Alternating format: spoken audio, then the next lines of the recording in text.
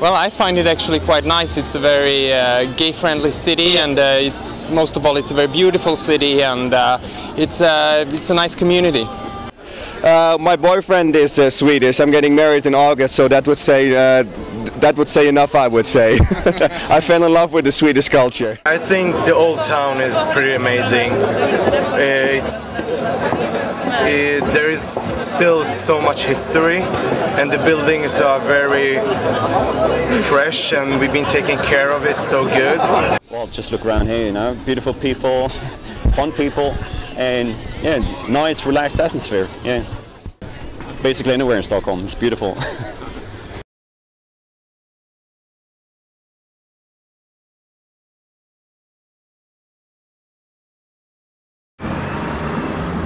That is the famous ball of Berlin. There are lots of balls here. Some of them you can play with and some you can't. You can't play with that one because it's very important. It's the television tower. It's a big sort of communist power thing. It's a big phallic communist power thing. Some people really like it. I'm not so sure.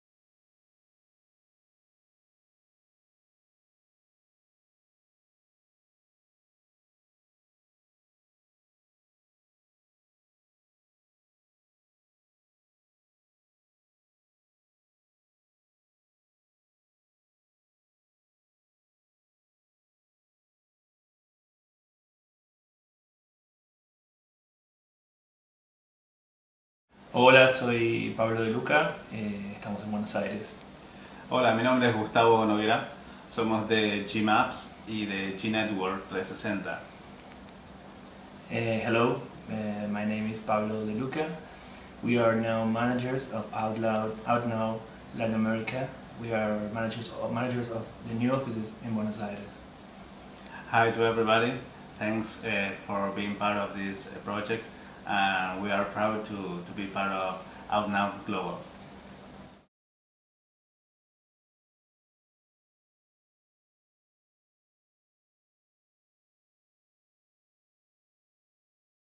Okay, I'm actually born in Israel a long time ago. I live in Sydney, Australia. We're sitting here actually in Hilton Beach. It's actually a gay beach in Tel Aviv. Why sit on the gay beach? Why? I don't know. You just meet people in a gay beach, I guess, if you're gay. I mean, it's... Actually, I don't know why. It's actually, if you go any beach here in Tel Aviv, you feel very safe. So it doesn't matter if you sit in a gay beach or you don't sit in a gay beach, you're always welcome. But what's the feeling when you're in the gay beach specifically? Just like... You're feeling like basically your home. Every place you go, you feel very comfortable. So, and again, you're meeting people. If you don't know people, you come into a city, that's a place to meet people. How important is it to have some sort of gay scene, or is it not important? Today I don't think in that society it's so important because it's quite open around the world, but for people to feel more safe, it's very important. Like, I don't know about a lot of countries, I mean, I didn't travel all the world, but the place I travel, it's quite open there anyway, so I find that if they've got it, much better. If it doesn't, it doesn't. So you would still visit a city whether or not it has a gay nightlife scene, or? Yeah, I do. Yeah. If I like to go see, let's say Abu Dhabi, when it doesn't have a gay community there, like they've got gay people, but it's not open, I just go. Yeah. Places around the world? Yeah. Oh. For travel. Greece, I've been in Italy, I've been in Spain, America, Israel, of course, I'm here. I can't remember. So I've been around. I like traveling.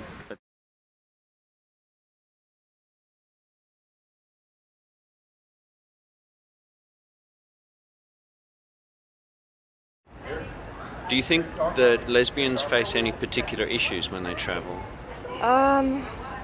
Definitely get looks. Holding hands, kissing in public, that sort of thing. It depends where you're at, actually. Places like in the South, maybe, wouldn't be as open, and I would say newer lesbians or new people coming out have more of an issue with it because it's like out of their comfort zone. Actually, I got something thrown at me a few times in LA. I was walking to it was a straight club, but it's very accepting of gay people, and I got something thrown, like soda or something, out of the car, calling me a fag or something like that. So I got pissed off when I ran after the car. Didn't catch them, but it happens all the time, that kind of stuff. My friends got jumped, you know, all kinds of stuff. People, when I've checked in places, find it very interesting, and they ask a lot of questions, trying not to get in my business, but you could tell they're more interested almost in my lifestyle. It makes me angry, but I also have to understand, like, it's mostly the older generation, and it's how they grew up, you know, how they were raised. Like, I was raised very open, my parents are very understanding, so I guess it depends on the household and who the person is that raised them, and where you're from, unfortunately.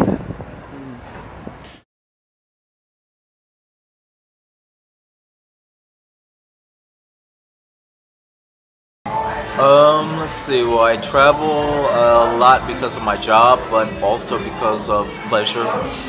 Experiencing travel, Brazil. Went to Paris when I was 15. Lived in Hawaii for several years, so traveled to the Far East quite often because of work. Traveled to Europe a lot.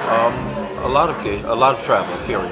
It's very important for me to make sure that I'm Michael first and then a gay man, not necessarily a gay man first and, you know, all this around me, as opposed to just being who I am. You know, if they ask me if they should find out, if they should figure it out, that's fine. I have no problem with that.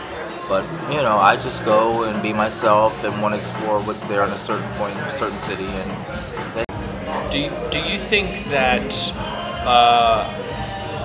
for other lesbians or gay men that you may know or have heard of, do you think that they ever experience any issues when they travel as a couple?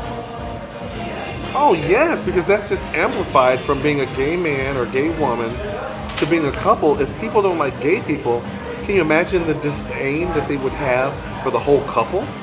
I mean, that would be basically the outward manifestation of what gay is, to be with someone else. Because there's, to me, in my opinion, there's nothing different about being gay and straight except for who you sleep with. So that right there, it's blatant. It's right in their faces. This is my partner. So you know who I sleep with, you know who I love, and that's something that may be offensive to them. And I think that if they're not open to it, they may treat you differently.